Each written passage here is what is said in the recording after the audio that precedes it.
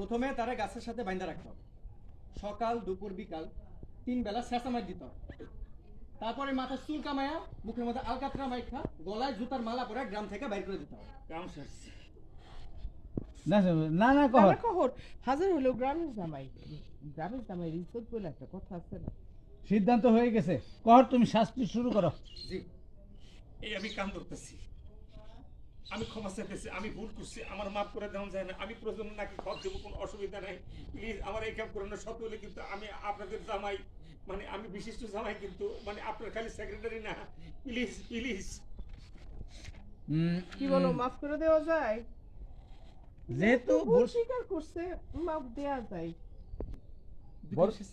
Sorry, আবার দুইখান শাস্তি, এই দুটো কি জানতে পারি কি?